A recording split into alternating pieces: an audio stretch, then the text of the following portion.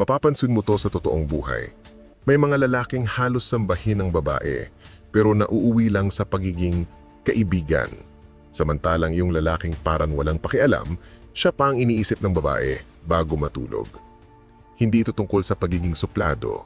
Ito'y tungkol sa kung paano gumagana ang attraction sa utak ng babae. Kapag hindi mo siya pinapansin, hindi dahil nagmamatigas ka, kundi dahil hindi mo hinahabol ang validation. Alam mong may halaga ka kahit wala siya. At yun ang unang bagay na nararamdaman ng babae.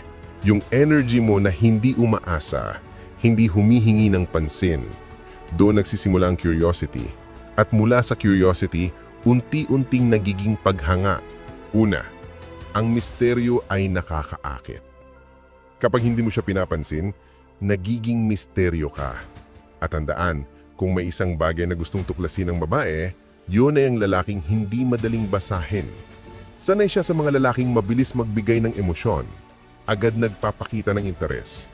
Pero kapag tahimik ka, kapag hindi agad halata kung gusto mo siya, nagsisimula siyang magtanong, bakit hindi siya kagaya ng iba? Sa isip niya, kailangan niyang intindihin ka. At habang sinusubukan kanyang intindihin, mas lumalalim ang interes niya. Hindi dahil sa ginagawa mo, kundi dahil sa hindi mo ginagawa.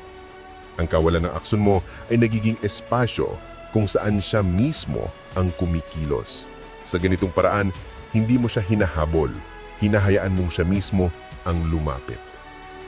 Pangalawa, ang kumpiyansa mo ang nakakaakit.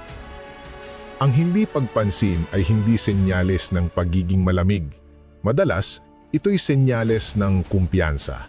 Yung tipong lalaki na may direksyon, may ginagawa, at hindi kailangang ipilit ang sarili para mapansin. Kapag nakikita niyang kaya mong mabuhay nang hindi mo siya inuuna, nagkakaroon siya ng respeto. Kasi karamihan ng lalaki ngayon, inuuna ang babae bago ang sarili.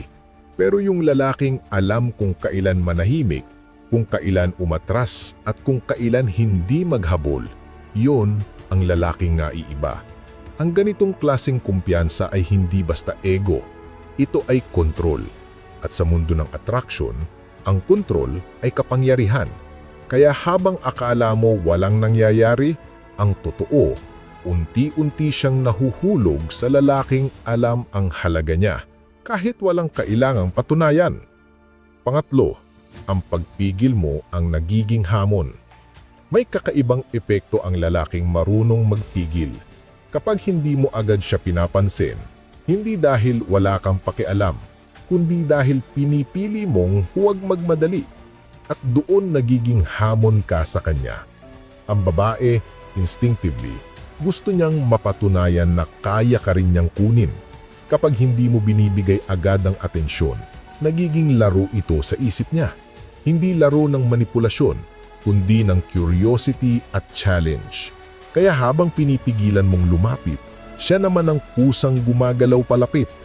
Ang lalaki kasing may disiplina, may sariling mundo. Hindi niya hinahabol ang babae kasi alam niyang kung tama ang koneksyon, kusa itong lalapit. At yung ganitong mindset, yun ang tunay na nakakaakit. Hindi dahil gusto mong pa-full siya, kundi dahil marunong kang maghintay sa tamang oras.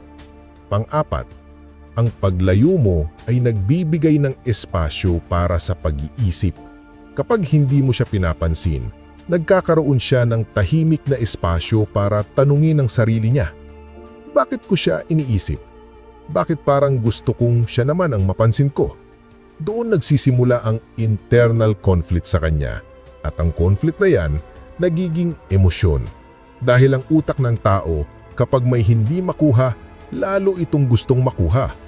Ang babae, kapag naramdaman niyang hindi ka kagaya ng iba, hindi siya hinahabol, hindi siya binubomba ng pansin, nagiging curious siya.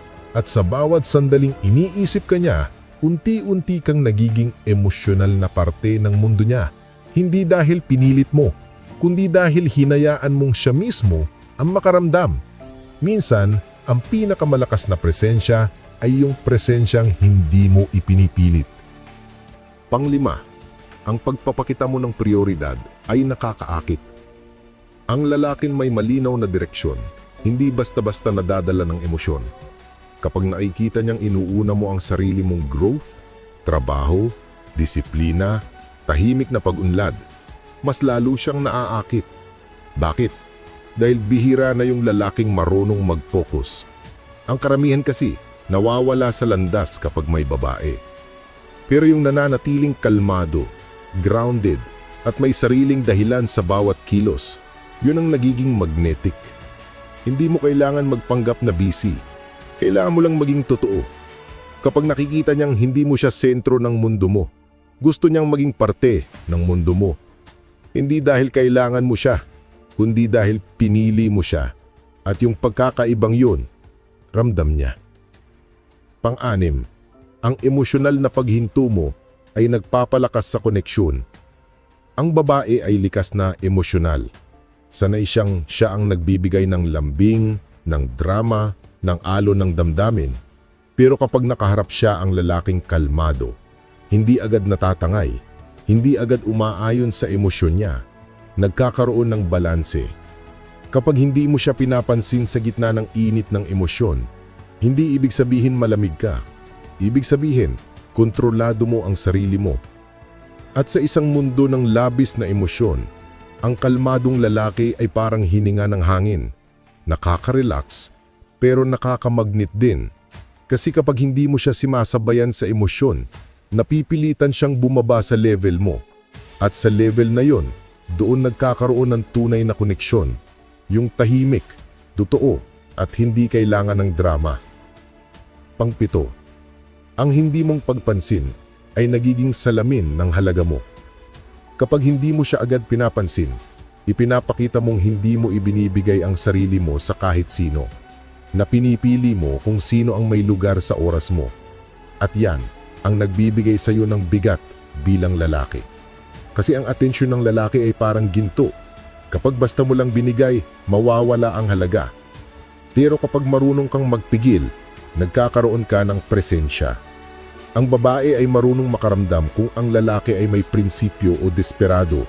At ang hindi pagpansin kapag may dahilan at may respeto ay senyales ng prinsipyo.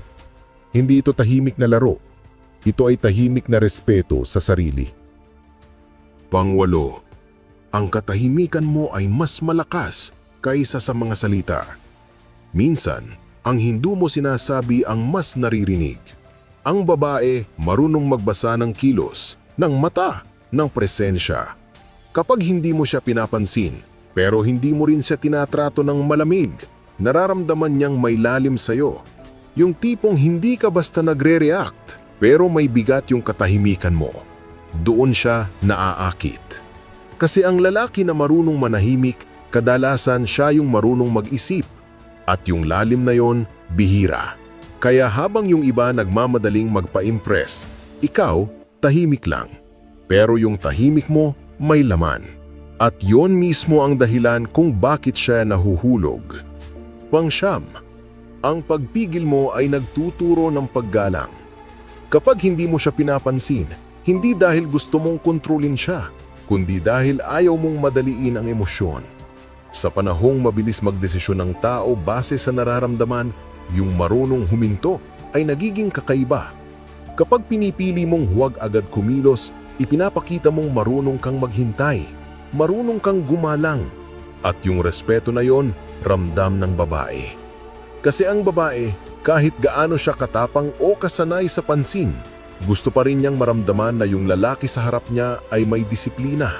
Hindi siya ginaganaw ng libog, hindi siya pinapatakbo ng takot. Kaya habang pinipili mong hindi agad magpakita ng emosyon, nagiging malinaw sa kanya, ikaw yung lalaking marunong magpigil dahil marunong magpahalaga. At sa mundong puno ng ingay, yung klaseng respeto na yon ay mas rare pa sa ginto. Kaya kapag tinanong mo ulit, bakit nga ba mas nahuhulog ang babae kapag hindi mo sa pinapansin? Ang sagot ay hindi simpleng laro ng ego. Ito ay tungkol sa enerhiya ng lalaki na buo na sa loob, hindi kailangan ng validation at marunong pumili ng katahimikan kaysa sa habulan. Ang hindi pagpansin ay hindi laging kawalan ng damdamin. Minsan, Ito ang purong anyo ng kontrol at dignidad. At sa panahong sanay na ang lahat sa instant gratification, ang lalaking hindi nagmamaduli ay nagiging misteryo na gusto ng babae. Kasi sa dulo, hindi nila hinahanap ang lalaking palaging nandyan. Hinahanap nila yung lalaking mararamdaman nilang hindi madaling makuha, pero sulit kapag nakuha. At kung marunong kang tumahimik, magpigil at maghintay, hindi mo kailangang manghabol. Dahil ang babaeng para sa'yo, kusa siyang lalapit. Hindi dahil gusto niyang makuha ka, kundi dahil sa katahimikan mo, nakita niya kung gaano ka kahalaga.